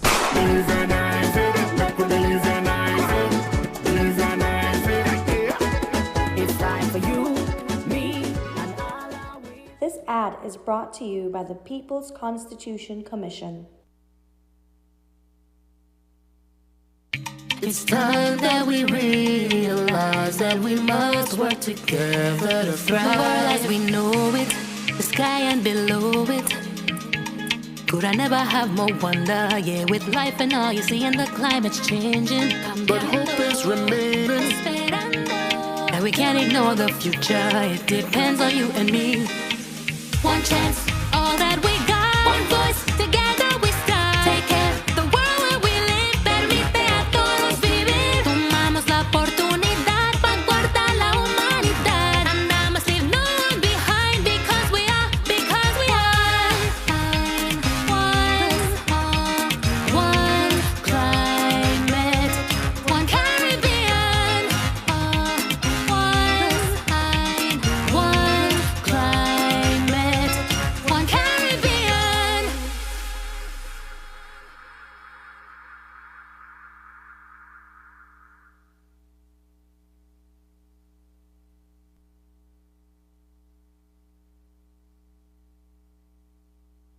I was 17 and in love, and I thought he loved me too. But now I know that a loving partner should not take away your choice of clothes you wear or the music you listen to. He should not take away your purse, car keys, or your phone so that when your family calls, you cannot answer. If your partner is controlling you, it is domestic violence. Call 0800 A Way Out or our cell phone number 672-9628.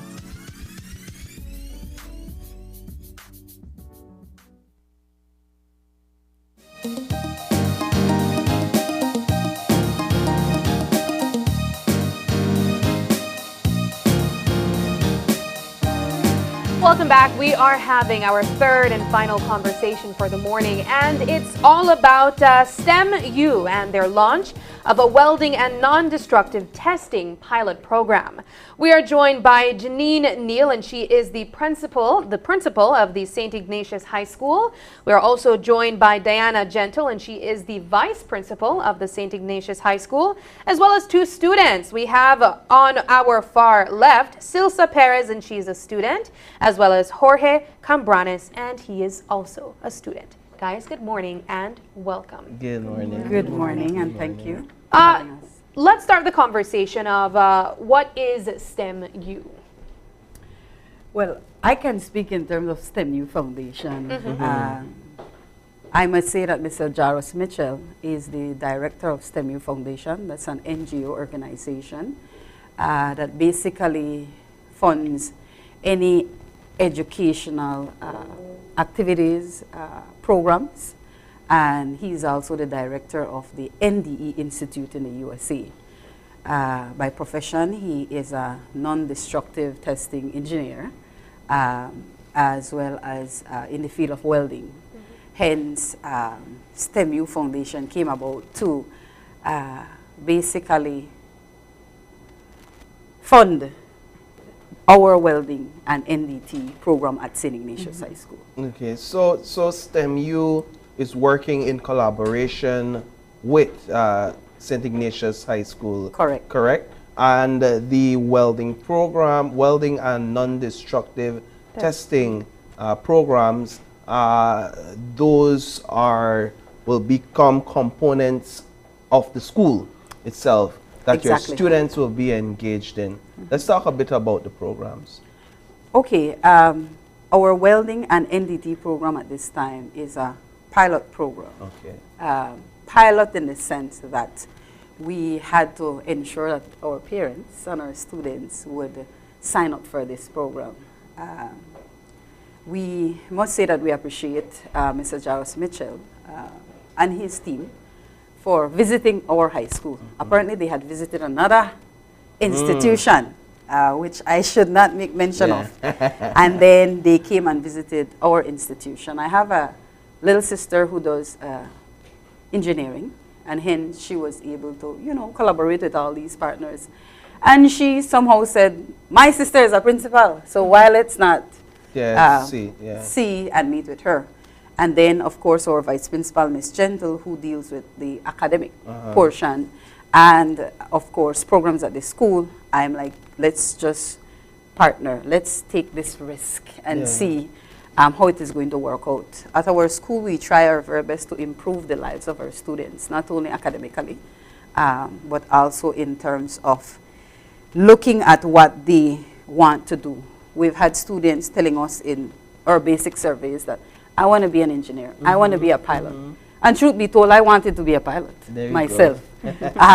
And so as a result of that, we have this cohort who will become the legends, we say, in the next 2 years or so, and even beyond. But going back to your question there, how important it is and how it came about, again with the collaboration and the partnership, meeting Mr. Mitchell and his team and saying that, you know what, you want to partner and work with us, then we should be able to take this challenge. And here we have able students who are willing not only to do the welding portion, and in our country, we really don't have welders. As you can see, we have met with other companies, I'll say steel companies, who have mentioned about, you know, their excitement in terms of the program that we're doing. So the non-destructive testing portion is quite important, that which matches then welding on a whole. I believe Ms. Gentle may be able to add shed some more light in terms of that, in terms of the students that we have. I want to include Ms. Gentle in the conversation because, as you mentioned, Principal Janine, Ms. Gentle, you focus on the academic portion. So how do you fit welding into academics in high school? Okay, so as the entire country is aware right now, the implementation of the competency-based education, which calls and lends itself for hands-on activities. So welding and NDT came at the opportune time because we were able to incorporate that into our academics, especially since our high school focuses on offering students subjects where they can go into the world of work. They can also expand their studies if they want to, but welding fit right into what we strive for, our mission and our vision of the high school. Do you guys have other technical courses like this? Is this a first of these types of courses? Well, St. Ignatius High School, we are very lucky because apart from the academics where everybody offers the sciences and the business subjects, we do offer home economics and agriculture. Okay. If you visit our campus, you will be amazed that we actually offer agriculture, because I don't think that we have even an acre of land to really focus on. But our able teachers have made much with what we have, and our students for the past years, they have gone out and they have expanded and they have broadened their opportunities, and you know, with agriculture now, with welding, and it's not only welding, it's welding and NDT, which these students can probably speak a little bit more of because they're the ones taking the subject. Yeah. Okay, and with welding and NDT now into our curriculum, I think that we are a high school to be contested with. Yes. So I want to understand we have with us, joining us via Jairus Zoom, Mitchell. Mr. Jairus Mitchell, the director of STEMU and NDE Institute. Good morning, Mr. Mitchell. Hey, good morning. How are you? I'm doing good. Thanks for joining us. We were talking a bit about the STEMU Foundation and the NDE Institute, and we understand that you're the man behind it all. And we'd just like to bring you into the conversation to talk a bit about the idea behind the STEMU Foundation, how this idea was birthed, and the purpose. So the idea of STEMU Foundation was birthed from a standpoint of reaching out to the youth and educating the youth with regards to technologies and career paths that they may not have access to. So coming from a developed country to a developing country, and having the ability to share curriculums and share technologies and equipment, at STEMU we felt there was a great opportunity to bring that to Belize. In terms of the focus on NDT and welding, why is there a specific focus there for the foundation? It's a specific focus because of the fact that there's such a great demand for welding and non-destructive testing from a quality standpoint internationally. And that in the country of Belize, quality as well as structural welding there's a great need for it. And so dealing with our partners at Midwest Steel and Kyo Steel, we were informed that that demand do exist. And so that's why we decided to jump head in and full speed ahead with this program. Right. Let me ask you also about the relationship that you've built with the St. Ignatius High School, their students there, and what that has been like for you. Well, I mean, it's been amazing, man. I mean, just to, it's been awesome. I mean, to see the smiles and to deal with the children there, and also the leadership team at St. Ignatius. I have to admit, they've been extremely professional, as well as, exhibited, such an experience level that is unmatched, even here in the States. I mean, the ambition that they show is top notch. Wow. I want to bring in the students in the conversation. We have two students that have enrolled in this program, Silsa Perez and Jorge Cambranes. Yeah. Let's begin with you, Jorge, and why you decided to join STEMU's Welding and Non-Destructive Testing pilot program. Well, as a child, I found myself always doing things more hands-on. I've always been interested in technology. So when I heard that there was a welding course at St. Ignatius, I jumped at the opportunity because I was very interested in what welding was, and I wanted to expand my knowledge about it. Did you before this know what non-destructive testing was? Are you engaged in non-destructive testing as well? Program?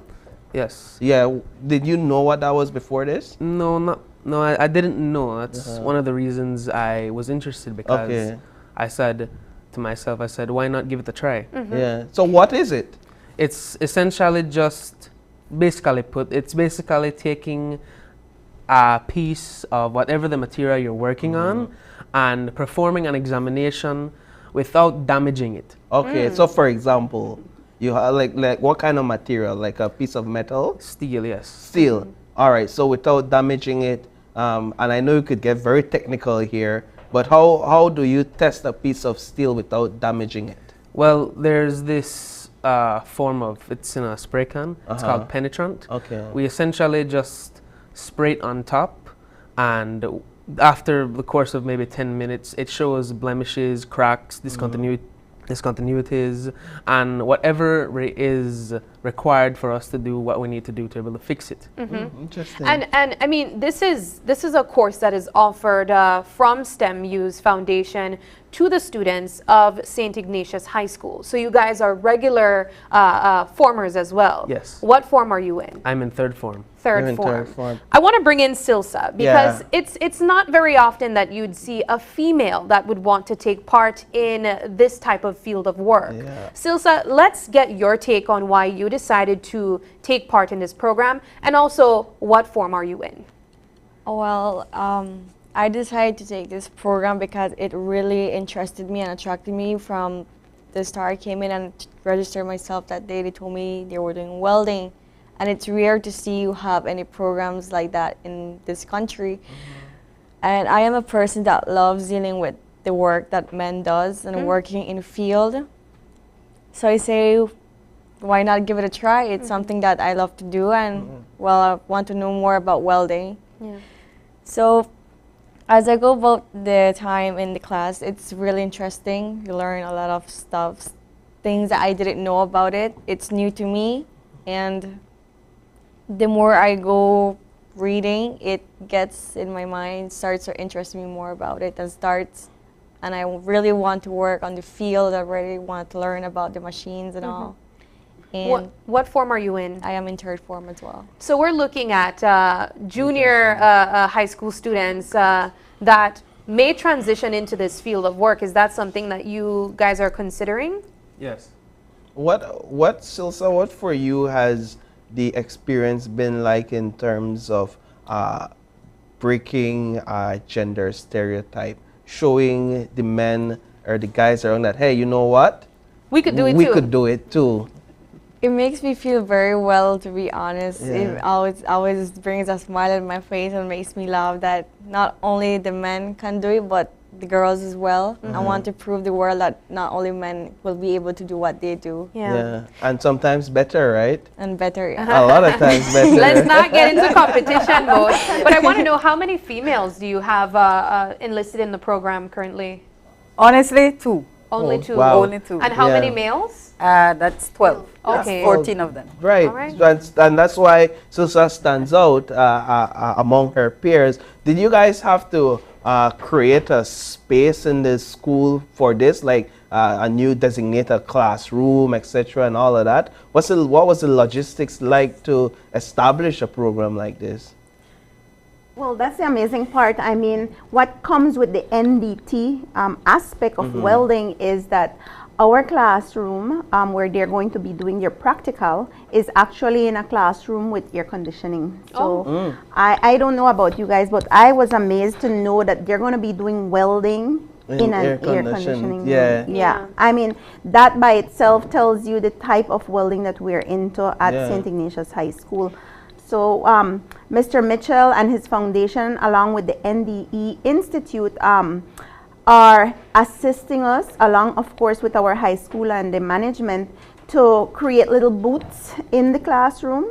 They're equipping it with all the necessary machinery, all the necessary equipments that these students need to ensure that once the practicals start, everything is safe. Okay. Excellent. So right now, I'm trying to understand if I'm correct. Right now, we haven't started the program. The program has begun. How long has the program been running? The program has been running since the 21st of August. Okay. They're doing a lot of theory at this time, and then they go into the practical aspect. Right. So I must also make mention that we have different business partners who have come in to assist the high school, because you know welding and NDT is not a cheap program. Of course. At the end of the day, we need to you partner. You need your equipment, you need all your tools, etc. And I must make mention that Midwest Steel has been one of our greatest partners in terms of doing the welding booth.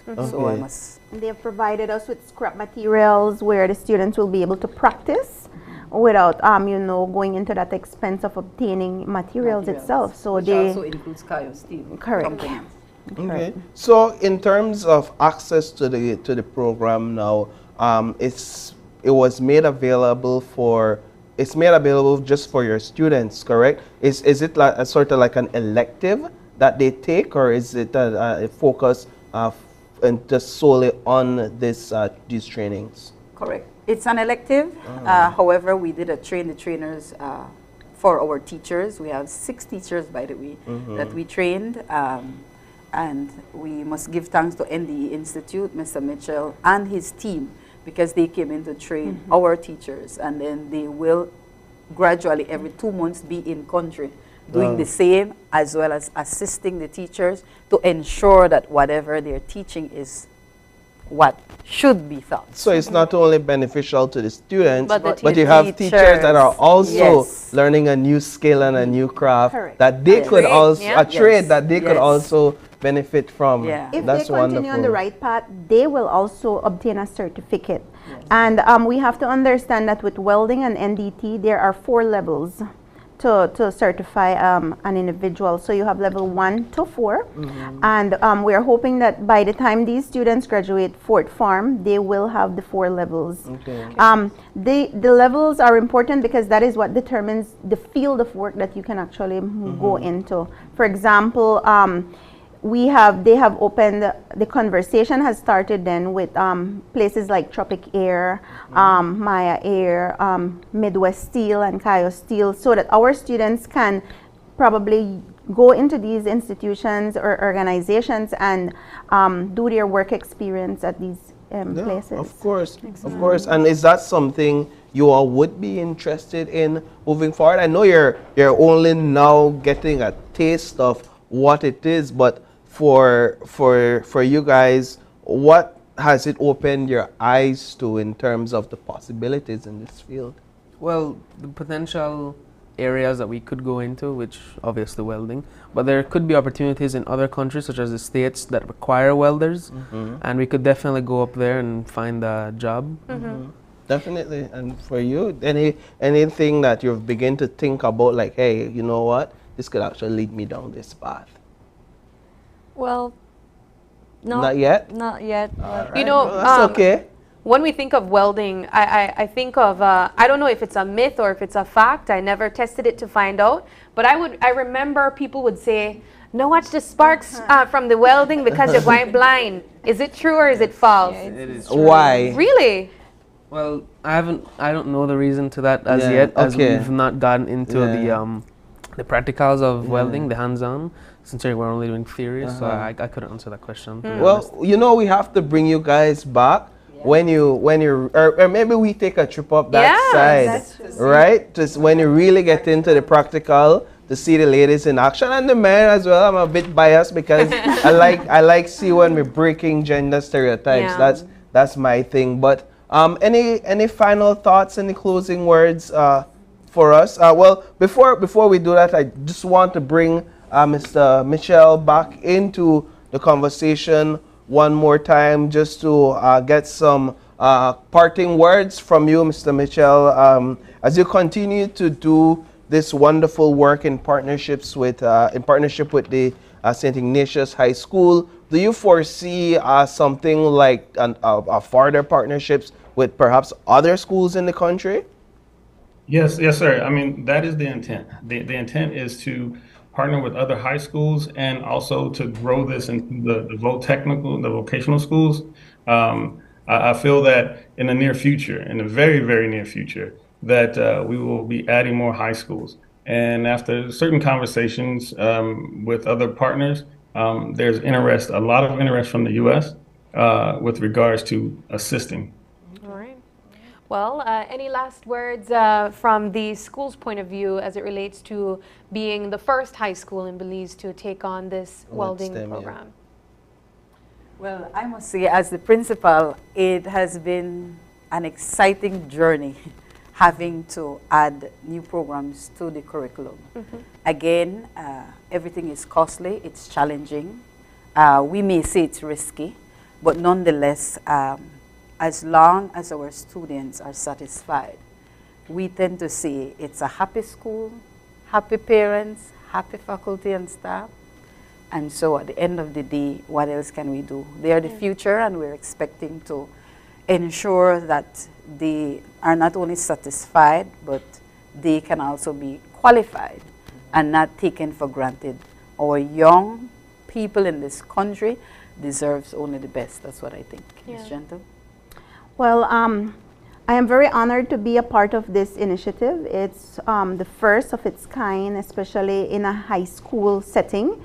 And hence, I am very proud of our institution, and I want the country to know that St. Ignatius High School is the high school that is pioneering this program into the curriculum.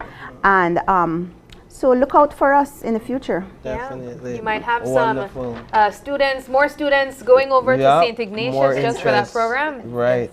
All right. We want to say, though, thank you guys so much for joining us. Thank you all for having us as well. Yes. It's a pleasure. All right. All right. We're going to take our final break, and when we come back, we wrap things up.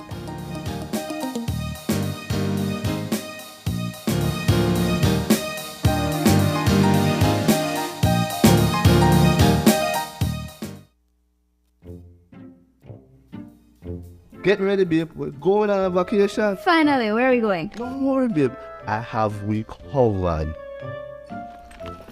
Are you sure you know where we're going? Yes, babe. Oh, right there, see?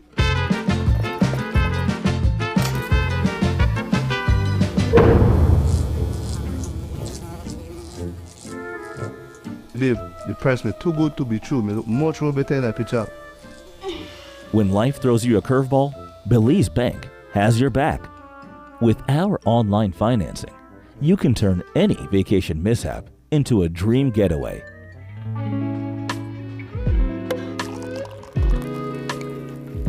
Cheers to Belize Bank for making our dream vacation a reality. Thanks to you, babes, to turn things around. No thanks to you, cheapo. Out. Experience the future of financing with Belize Bank Online, where you can secure funds for anything, from anywhere, at any time, all without stepping foot in a bank.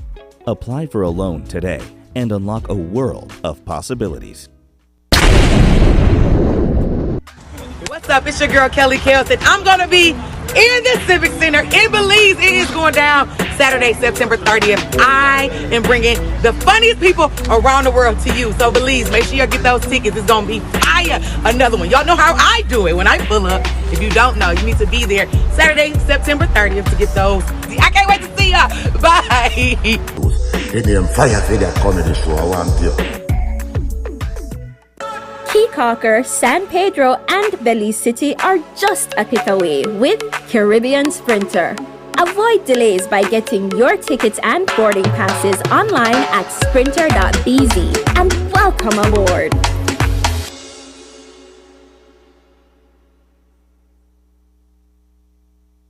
Number one caller. Number one caller. Hey, number one caller. You know why? Listen, hey, for the best post and prepaid. You know that Smart got you back. For the best service coverage. All we know that Smart got you back. Travel and connect everywhere. You know that Smart got you back. Smart record that'll go a long, long way. All we know that Smart got you back. Ah, do ya, Ben. Let's go.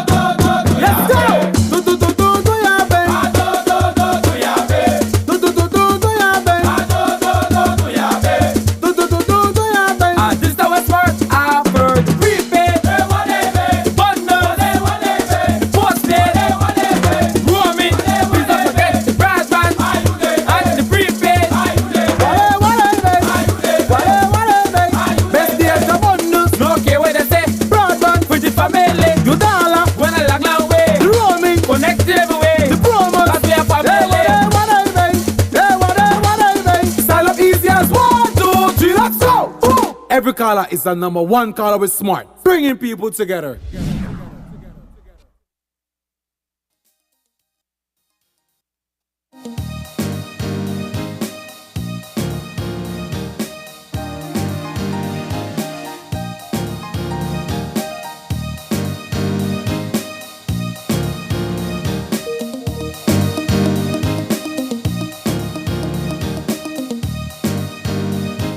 Welcome back, and thanks for sticking with us on this Tuesday morning.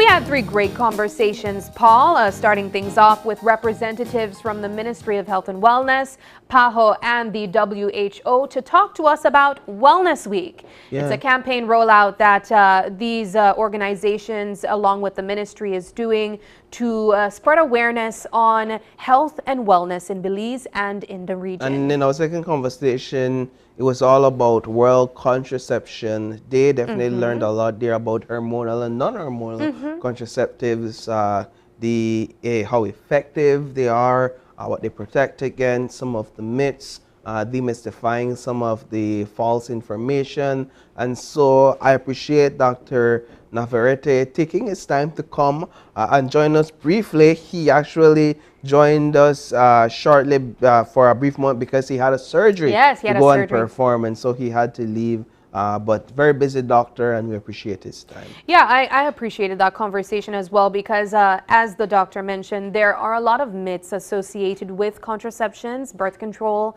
and it's important that we spread awareness on days like this and even after days like this. What I really appreciated though was the closing or the parting words from him when it came to access of contraception.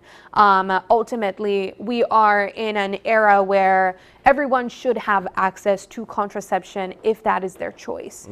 So as the doctor mentioned, there are health institutions that you can get contraceptions for free. Of course, it depends on what type of contraceptions you would like. It depends, then you would have to pay.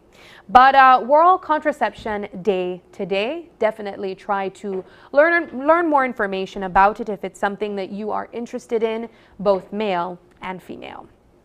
And in our final segment, it was all about the STEMU Foundation that joined us along with the St. Ignatius High School to talk to us about their welding and non-destructive testing pilot program that has recently been launched at the high school. We also had 2 third-form students that are a part of the welding program to talk to us about why they decided to join it and just what it means to them and how this program benefits these students. Yeah, wonderful conversation. Yes, I'm definitely looking forward to having more programs like this in high schools, even at trade schools as well. When we think about welders or even just trades in Belize, we know that it is effective to have these type of certifications, not only in Belize, but even outside of Belize as well. Indeed. As Mr. Mitchell mentioned, the director of STEMU Foundation, this is something that is even desired in the United States, where these persons in trades, they are needed in other parts of the world as well. Wonderful. Alrighty, well, that about wraps things up. We want to say if you have any birthday today, we want to say happy birthday to you. But if you'd like to give a birthday shout out or if you have any questions or concerns, you can send us an email at oye@channel5belize.com. Yeah, and if you want to join us, catch us live. You can catch us live every single morning, weekdays of course, on our Facebook page, and that's at Open Your Eyes BZ. As well as Instagram for behind the scenes contents at OYE Belize. But thank you so much for joining us, and please join us again tomorrow as you open your eyes. Start your morning right. Until then, keep your eyes, your mind, and your hearts open. Have a great Tuesday and stay dry. Stay dry. Peace.